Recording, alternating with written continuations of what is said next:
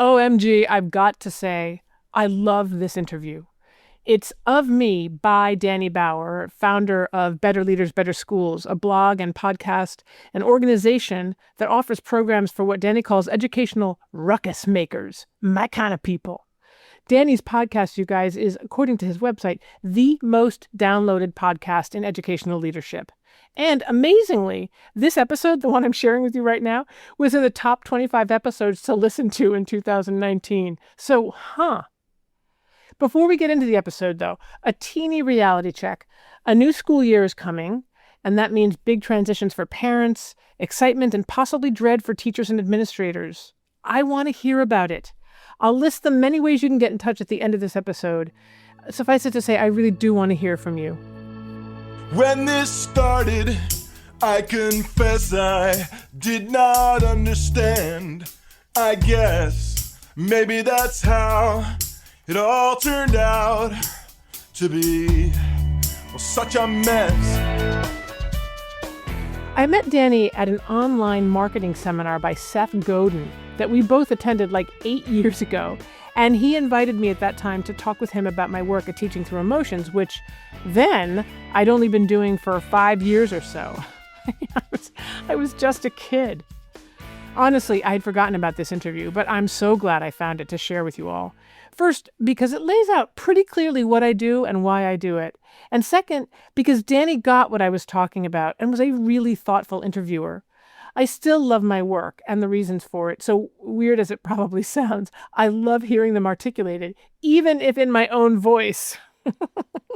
What's wild is that the reasons for the work that I mention in the interview, and this took place back in 2018, mind you, light years ago, those reasons are just as relevant today. It kind of blew my mind. I hope you listen to it, even if you think you know all about Teaching Through Emotions, because there's even more valuable information in this interview, like what I did for fun when I was 56 years old, what I would like to be automatically good at if I could pick anything, and it's still the same thing now, what message I would put on school marquees across the globe for one day, and what my dream school would look like and what my top 3 priorities would be. I mean, don't you want to know? Be sure to check out Better Leaders, Better Schools, wherever you get your podcasts, for more conversations between Danny and others on closing the compliance gap, building a healthy school culture, really important issue these days, teacher-centered leadership, another great one, and much, much more. I think you'll love it. Now, without further ado, let's get started.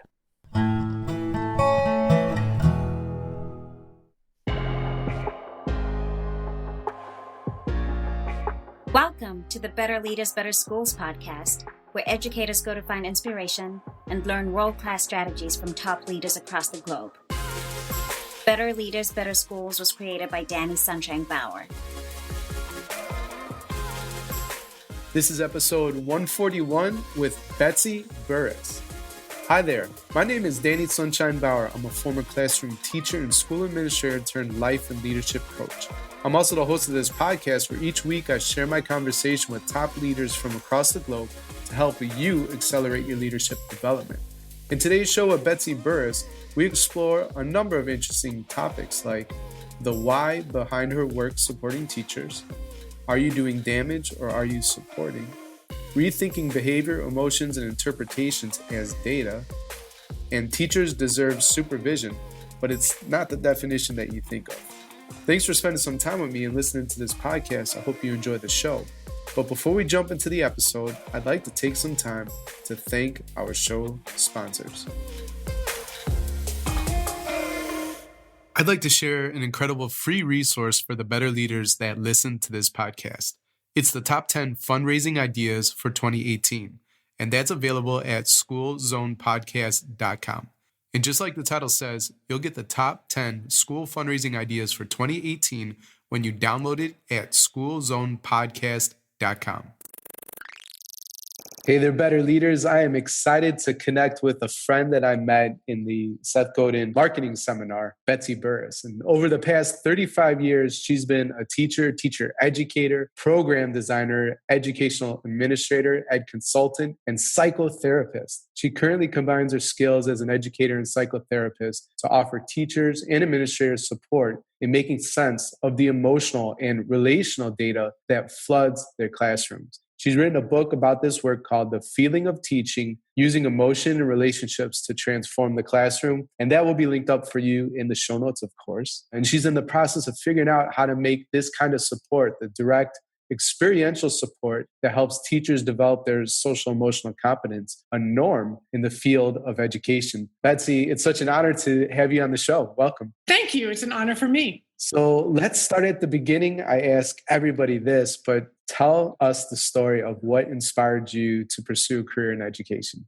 It's not all that exciting or romantic. The first job I got out of college, I should say in college, I studied classical Chinese, which really prepared me to go into education. The first job I got out of college was not with the NSA. It was with a startup educational software company in Utah. And that I was hired to be a writer for that company where I would write stories and, all the data that kids would be using as they learn various communication art skills. And I did that for a few years and realized I actually don't want to be interacting with a computer screen. I want to be working with people. So that's when I started getting into actual teaching. And what about that people component, So you don't want to be interacting with computer screen, you want to work with people, but what's the why behind that? Well, I didn't know it then, but I know it now. I'm very, very interested in relationships and how people work together to get change to happen. Back then, I just loved teaching. I loved thinking about how to help people write better. I was in a communication arts division, so I taught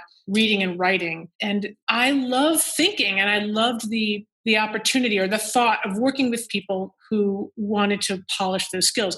And the job I got, the first teaching job I got was at a community college where I was the coordinator of basic writing. So I had a whole set of students who were terrible writers, basic writers. Many of them were, it was in Southern Utah, so many of them were international students, Native American students. It was a really diverse group of people, and it was fun. It was really fun to connect with them and help them think better and then put that thinking down coherently. I don't know. I just love it. I love thinking. I love learning, and I love interacting with people and helping them grow. And something I heard you say too is that you're interested in how people work together to make change happen. Mm-hmm. So I'm curious if you have any tips. The listeners are mostly school leaders. They are interested in change, right, within their schools to do what they think is better for their kids that they serve. So what thoughts do you have around that? How people work together to make change happen?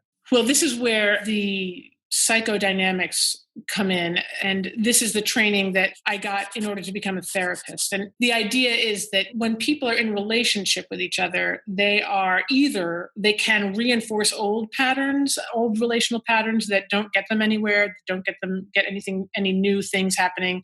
This can happen when a teacher sees a student acting out and labels him or her as a troublemaker and sends him out of the room. All right. So nothing happens. That's a relationship that doesn't involve growth. But the work I do with teachers and administrators is to rethink those data. I call them data. I call behaviors data. I call emotions data. I call even interpretations data. You collect the data and you look at it through various lenses, psychodynamic lenses. Like, what does this mean? What does this behavior mean about the relationship? What does it mean about what that child expects from the world? What does it mean about what that child feels about him or herself? How can we interpret data more accurately? And if you can do that in relationship, then you fit with someone in a way that actually encourages growth rather than encourages stasis. Like, for me to recognize that child is not acting out because he's a troublemaker, but because he's afraid he's stupid, and I address that issue with him, I make a plan and figure out how I want to treat him differently so that he's seeing himself differently, then that relationship now becomes a relationship where growth and development can happen. And it's that simple. So I've moved through many, many years from teaching basic writing to, teaching in a lot of teacher education programs, supervising a lot of student teachers, designing a master's program, directing some teaching programs, to this point where I'm a psychotherapist and I really think about the ways that people fit together to either stop themselves from growing or to support each other in growing. And that's what I love to do. I see it happen all the time when people can align differently. Such important work. I'm curious how you get the everyday school administrator, everyday teacher to go that deep, right? It's so, because you said, the idea is simple. It's simple for me to label the kid a troublemaker, as opposed to digging and finding out, he's scared of making a mistake and what people will think about him, right? He doesn't want to look stupid in front of his peers, in front of you. Maybe you're a hero to him, right? Mm-hmm. Or her. So are there questions you ask, or, are there exercises that people go through to get into that deep type of work?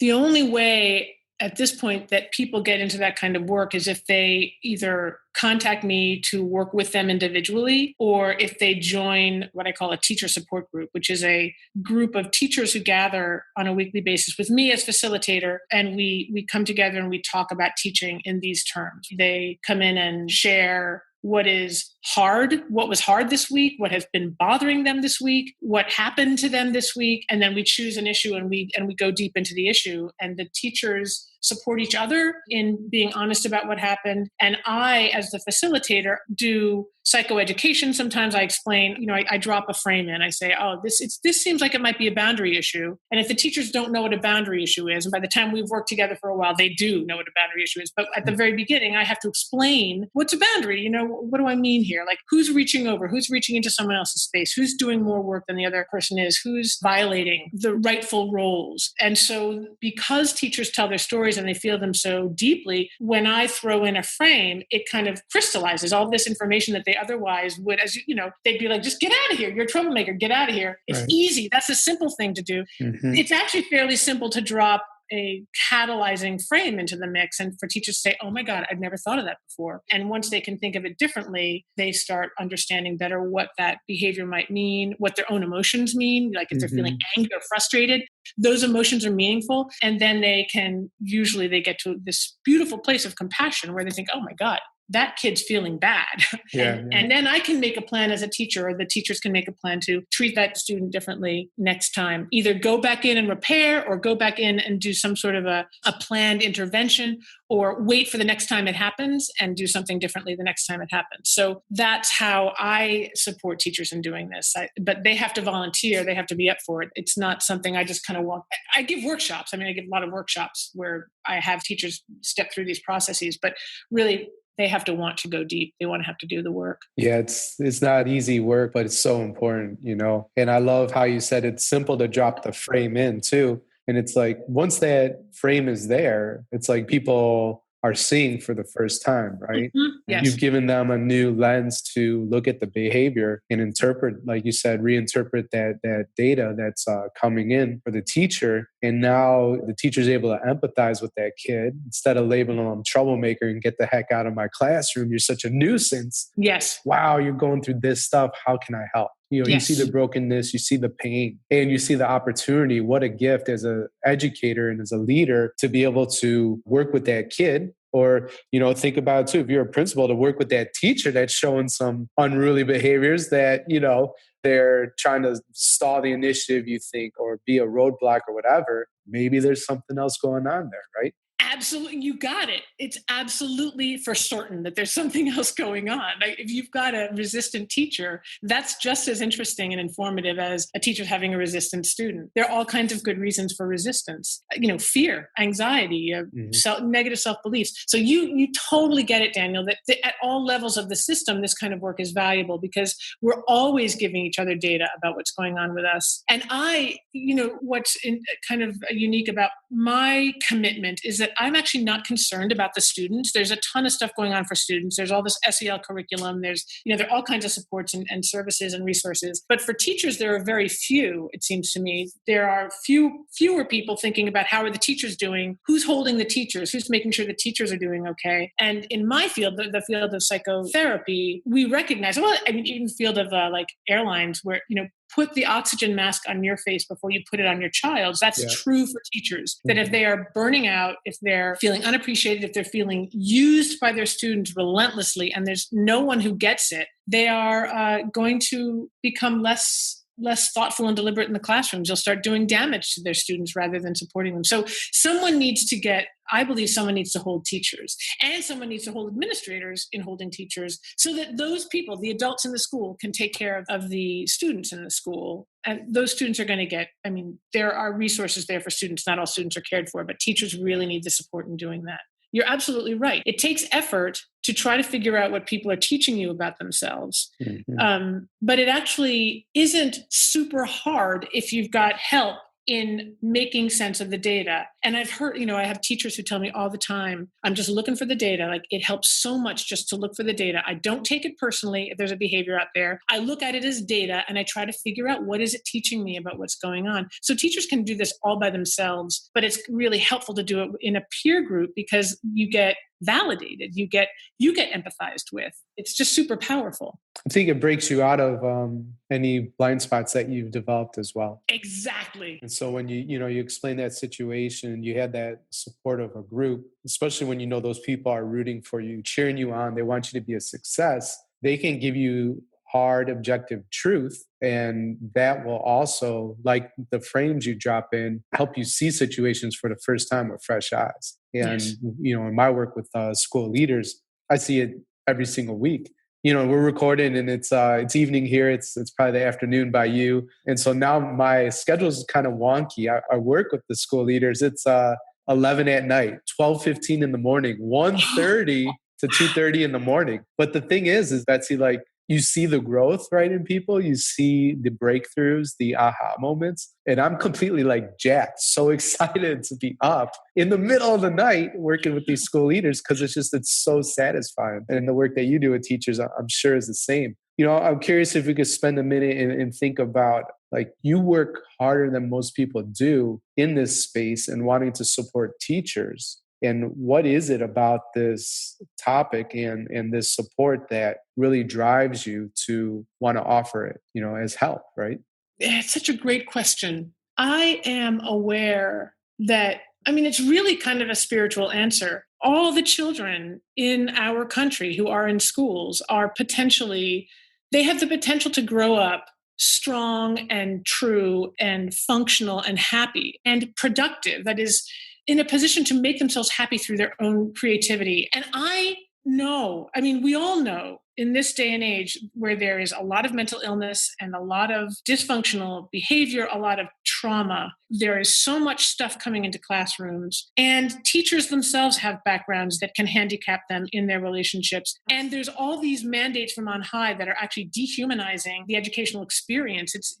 And there's all these devices that kids bring into the classroom that also invite this distance, disconnection from people. I don't think there's anything more important than setting up spaces, either family spaces or school spaces, where children get to grow and develop the way they deserve to. And I don't just limit this to students. I believe it's true of adults as well. I think there's kind of this assumption that once you hit a certain age, you're done. You're perfect, or you're just who you are. And I don't believe that either. I think we all are improvable. We have these plastic brains. We have these amazing organisms called our bodies. We can grow and change for the better with each other and for our children. And I don't see that there's any work that's more important than that. And I see that in my parenting. I'm like obsessively thoughtful, always thinking about how I'm working within my family. I do that in therapy with people who aren't just teachers, and I do it in schools because I think schools are a second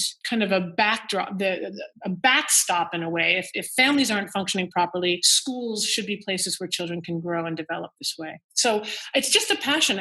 I think I'm on the planet to do this work. That's the answer. It's a weird one, but I think that's the truth. Well, it's awesome when you feel like you've been put on this planet to do this work. I can't imagine because I feel like I'm living out that purpose right now too. So Right. What a gift. I like this phrase, to grow and develop as we deserve. And I'm wondering if you could paint a picture that makes it a little more specific for the listeners and what that might mean and what that might look like in schools. Because sometimes we're a little too traditional and we're a little too like we've always done it, right? And it's familiar and it's comfortable. But I don't know that it's producing an environment that kids and adults are growing and developing as they deserve. So can you spend some time there some more? Absolutely. There's this concept that I love called the holding environment or the facilitative environment. It comes from Donald Winnicott, who's a psychoanalyst and pediatrician, a theorist. He's dead now, but it's this great idea. The holding environment is a place, it's the physical space within which children develop, they grow and develop. And that is ideally the family, like that's the first holding environment. And a healthy holding environment is one where there are adults who respect boundaries, who respect their own selves and their own limitations and other people's roles and responsibilities. And they respect their children's boundaries and the fact that their children are separate from them and growing organisms. It's a place where there's communication, where there's love, where there's seeing, where the adults are mirroring to their children how awesome they are, but they're also mirroring to their children what they may not continue to do, what the impact of this behavior is, teaching children what it means to live in a shared reality. And a healthy holding environment also sets limits on behaviors that you can't do that.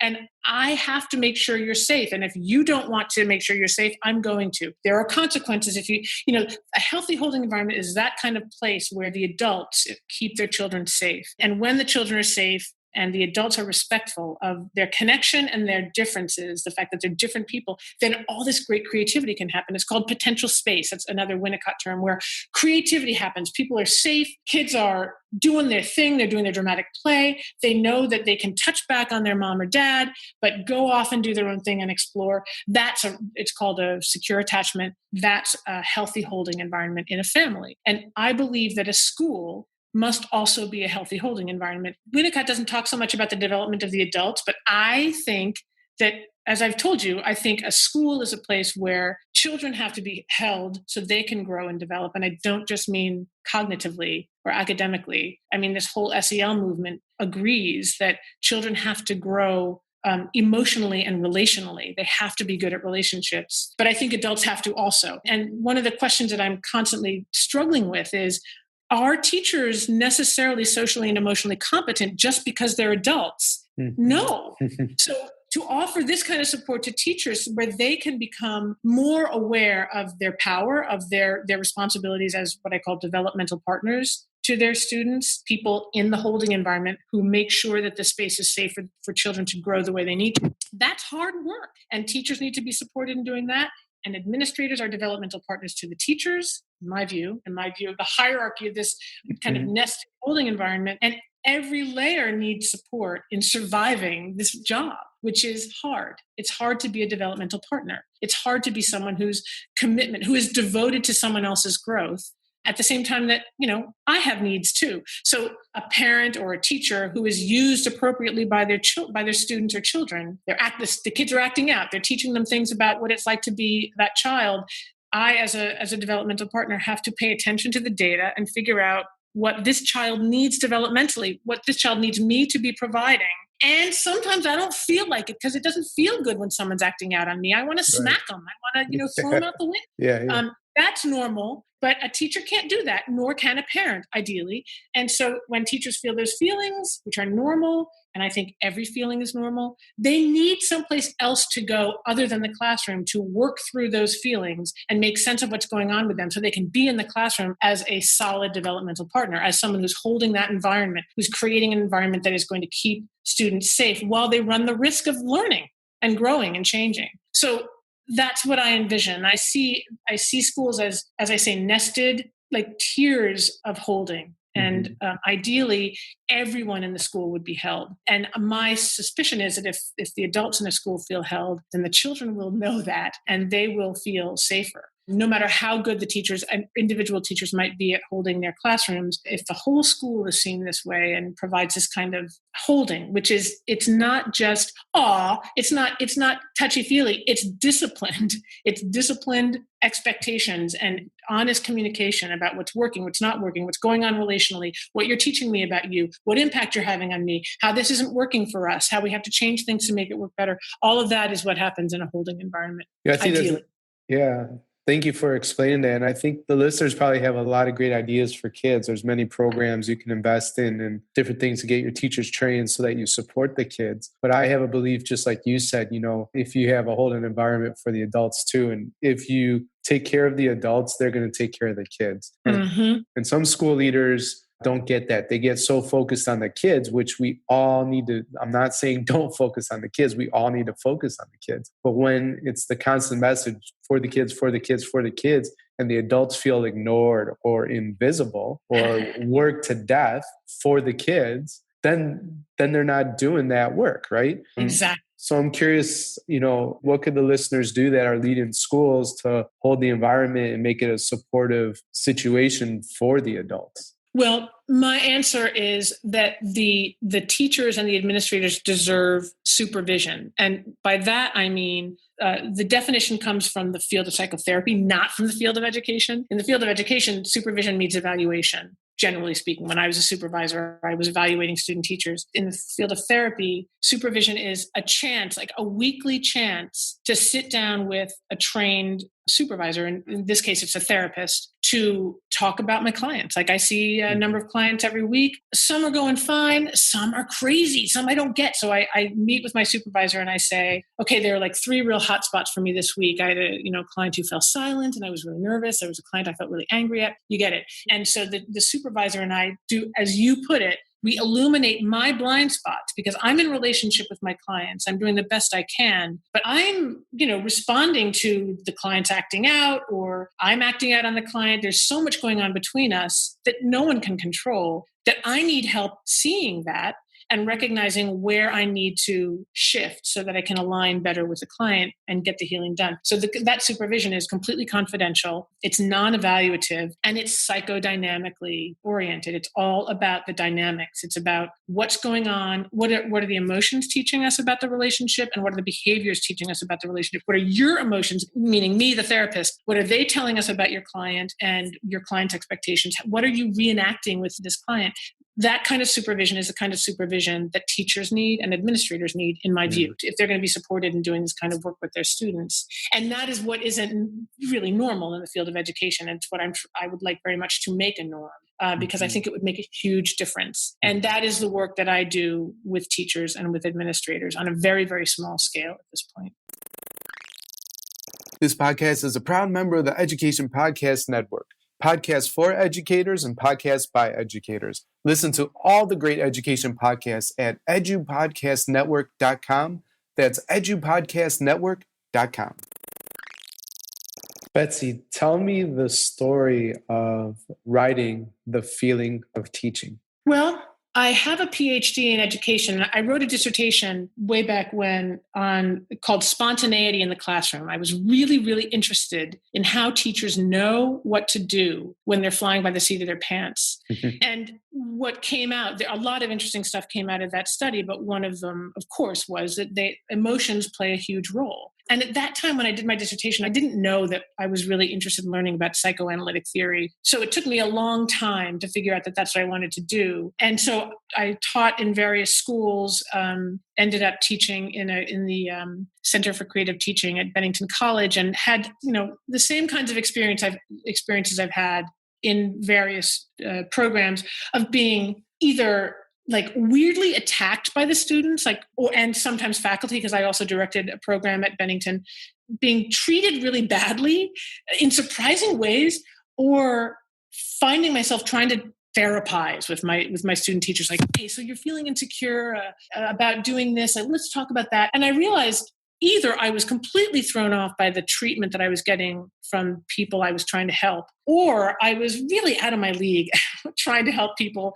with things that I didn't really know how to formulate. I didn't know how to understand. So when I left Bennington, I decided that I wanted to become a therapist of teachers, and just because that's what I was doing anyway. And of course, I didn't know this, but I was really interested in relationships. And so I went back to school and I got an MSW. And the process of getting that MSW at a program that was really psychodynamically oriented, they were very much about training therapists, not so much, social workers. I realized that what I wanted to be was not so much a therapist of teachers. I am a therapist of teachers, but a supervisor of teachers, someone who offers this kind of clarifying, as you put it, blind spot illuminating support so they can see what's happening in a classroom clearly and can feel compassion for themselves and for their students. And so the book, I wrote the book to kind of figure out for myself what it is that I was thinking about. And I wrote the book one way and then completely rewrote it. So it's basically two books. This is probably, everyone has this story, but because I was figuring out what I know and how I do things and how this all makes sense to me, it took me a while to get it right. And at this point, I feel as though the book does pretty much capture the way I think about the world. And I find the process of writing it was super useful for me because I still do what I wrote about in the book, and I published it like 5 years ago. I still do it. It still works. And I know what I'm doing because in part I wrote it. So it was mostly for me, I think, that I wrote that book. It's interesting because, a lot of the times, especially when I'm a guest on other podcasts and they ask about better leaders, better schools, I started it for me. It sort of sounds selfish, but at the time I was moving into increased roles of school leadership. I didn't feel, I'm a hungry guy, I want to learn. I'm a learner. I love to learn. I want to be excellent at my craft, and just didn't get a lot of support in terms of what is leadership and how do you develop it, right? You get the keys to the building, you get the code to the alarm, and then they just expect you not to screw it up. But, you get the degree too. So I figured, hey, I'll start talking to people much smarter than me with more experience, and hopefully we'll learn from their mistakes. And that was the point of this podcast. So I can absolutely relate to your story in terms of riding the feeling of teaching. It's so great. And, I want to just question that word selfish, because I actually don't use the word. I think it's better to be doing it for you because you have a passion and you have a need than it is to be doing it for someone else. It's like, I would rather be doing this for me than for someone else's, I know it's good for you, so you should do it. It's kind of for me, it's a tension because I do know it works, but I'm not super great at stepping out and insisting that people do this work because they have to come to it themselves. So there is something valuable about doing what feels right to me, and hoping that other people resonate with that and want to join, which is what you've accomplished with your podcast and with your mastermind groups. Yeah, thank you. So we're sort of entering the end of the podcast. Just have two fun questions and then two, I guess, more inspiring and serious questions. But Betsy, I'm curious, what do you do for fun?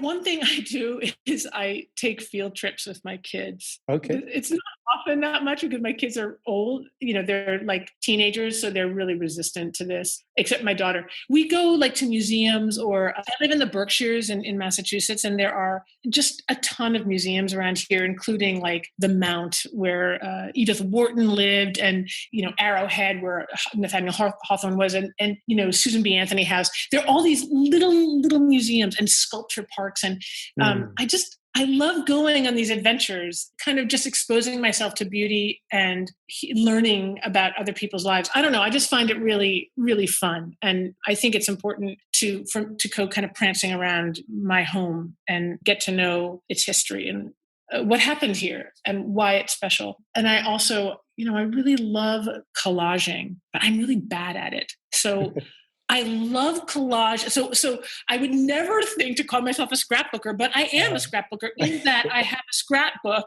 where I contain all my kids' cool stuff, their awards or pictures from trips that we've taken. And so I try to make these pages with these artifacts that I collect. They look like crap and they're just not fancy. There are people on the planet who could just every piece would be artistic, but I love it. I find it really meditative and it's loving, and I want my kids to look at it someday and remember. So those are two things that I do for fun. I don't do them that often. I don't think I have much fun because there's so much work to do all the time, but those are two things I like to do. School leadership is hard work. Why should funding student-centered programs be difficult too? If you're stressed about your budget and where you'll find some extra cash to run a great program for kids, I have a solution for you. Introducing the top 10 school fundraising ideas for 2018. In this guide, you will find the best school fundraising ideas available in 2018. My favorite company described in the guide is School Spirit Vending.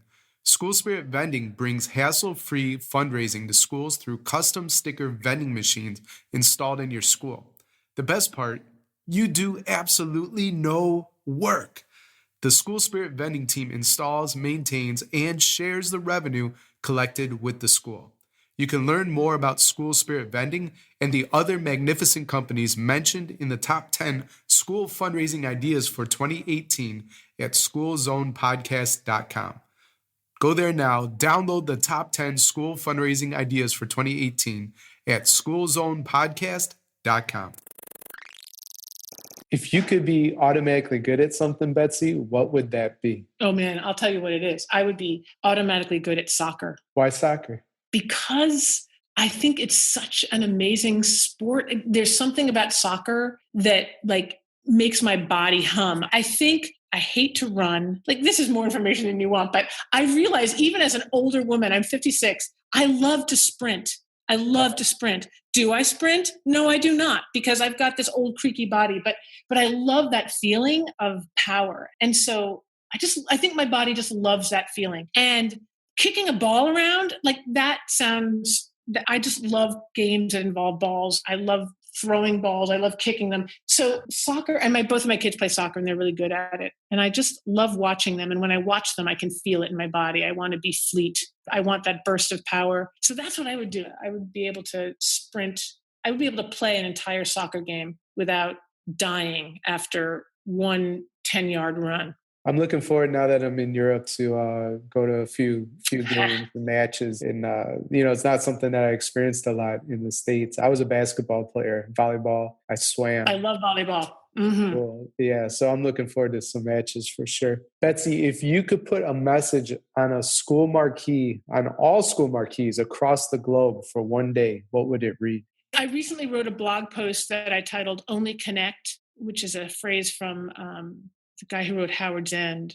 I think it's E.M. Forster. I love the idea of connecting and doing the hard work of staying connected. And so I think even though it's not an obvious term, people won't look at only connect and think, oh yeah, I know what that means. But it would also, if they went and read some E.M. Forster, that'd be great. But I think only connect, that's what I would put, because that's what matters. I think connecting and relating and caring and staying with people, even when they frustrate you or anger you. Well, Betsy, you made it. I'm really proud of you. This is the last question of the podcast. It's a big one, though. You're building a school from the ground up. You're not limited by your budget or resources. Your only limitation is your imagination. How would you build your dream school, and what would be your top 3 priorities? Well, I would build a school that was absolutely beautiful. I would build a school with gardens, vegetable gardens. I would want students to be cooking for each other. I would want it to be a place that students entered and teachers entered and administrators entered and felt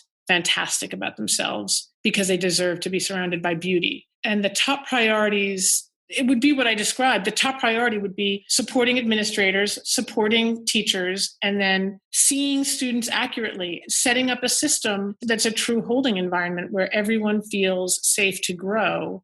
And everyone knows that people are there to help them with that kind of imperfect process. Understanding that learning is growing and it's not just about being able to remember when something happened, but being able to put ideas together into unique and novel thoughts and being able to play with ideas and being able to argue with each other and give each other space to have different perspectives and finding common ground, at least common respect, mutual respect. So that's the kind of school I would want. I'd want it to be busy and I'd want it to be full of caring behavior. And I'd want every level of adult to have supervision so they could fall apart somewhere and not fall apart on their students, but fall apart with someone who is going to hold them and care about them and normalize their experience. Betsy, thank you so much for being a part of the Better Leaders, Better Schools podcast. Do you have any parting words of advice, and what's the best way to get a hold of you? The best way to get a hold of me is to email me at teachingthroughemotions@gmail.com. And that's Teaching Through Emotions is the name of my website, where I have a blog and I have stuff about workshops and where my book is for sale. And it's Teaching Through Emotions, one word, @gmail.com. And through is THROUGH. There are no abbreviations here. And the website is www.teachingthroughemotions.com. So those are great places. I would love to hear from anybody, any feedback on this idea. It's such a fledgling idea, but it's a potentially revolutionary idea. I think it could really change people's lives. And I would love to hear back from teachers or administrators who say yes, who say, you're crazy. I'd love to get some perspective on how viable this kind of work is out there. Yeah, and that's the best way to get in touch with me. We'll have that linked up for the listeners. So your book, your website, your email will all be there for them. Better Leaders, thank you for investing in yourself today by listening to this podcast. Remember, life's 10% of what happens to you and 90% of how you react to it. Go out there today and be a better leader. Today's podcast was brought to you by Daniel and Betsy. Be better starting today by heading over to betterleadersbetterschools.com and type Betsy in the search bar, and the show notes page will pop up. You get the highlights of today's episode, links to all the resources, and the best way to connect. Betsy, thank you so much for sharing your leadership insights and helping the better leaders be better. Daniel, thank you. It was really a pleasure. Better Leaders, just a few more things before you take off. If you enjoyed today's episode, make sure you subscribe, rate, and review the show. This gives the show some social proof, aka iTunes juice, and encourages new people to listen to the show. If you are a social media junkie, share your biggest takeaway from the show, and feel free to tag me on Twitter or Instagram. My handle is Alien Earbud, an anagram for my name, Daniel Bauer. Take the letters, switch them around, and create something interesting and new. That's how I got it. This Sunday is the weekend resource. Do you want to get a short email from me every Sunday where I share the best resources I have come across, links to interesting articles, books, blogs, and podcasts that have challenged my thinking, and a quote that's inspired me and will inspire you as well? If you'd like access to this resource, head over to betterleadersbetterschools.com and join the newsletter at the top of the page. Over 1,000 school leaders subscribe, and I think you'll benefit from it too. In the newsletter, I also share when a new blog or podcast comes out, as well as different opportunities to work with me. Thanks again for listening to the show.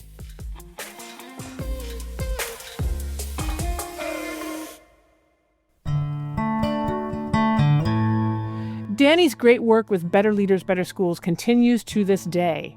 I'll include links to his website and podcast in the show notes on Substack. I want to thank him for his permission to rebroadcast this interview and wish him well. A blast from the past. Please consider sharing this episode with teachers and administrators you think might benefit from teaching through emotions and the work I do, what I now call psycho-coaching, not supervision anymore. The need is great. Relief is as easy as shooting me an email. I really mean it. Send your worries and questions right now. If you want to just leave a message for me, call this number. You ready? 413-239-4158. Call that number and record your thoughts. Or send an email to me at betsy@teachingthroughemotions.com. I might share your comments on the podcast, so my co-host Joe Johnson and I can respond to them. Super fun. Speaking of fun, it's summertime, the time for fun, so it seems appropriate to give an update on Danny's question about what I do for fun. Here we go. Now I go to museums and concerts and shows in New York City, not just in Berkshire County. And I drink martinis whenever I can. And I walk in Central Park every chance I get. Very rejuvenating. Love that park. I take joy in passing on these city streets. So many people I don't know and never will, yet who smile at me and even stop to chat. It gives me a teeny bit of hope in a very dark world. I would love to hear what you do for fun. Let's celebrate summertime. Leave a comment on my Substack page or in a review on the app you're listening from right now. Again, I might read it out someday. Let's celebrate each other. As always, thank you for listening. It's all true, it's all verified.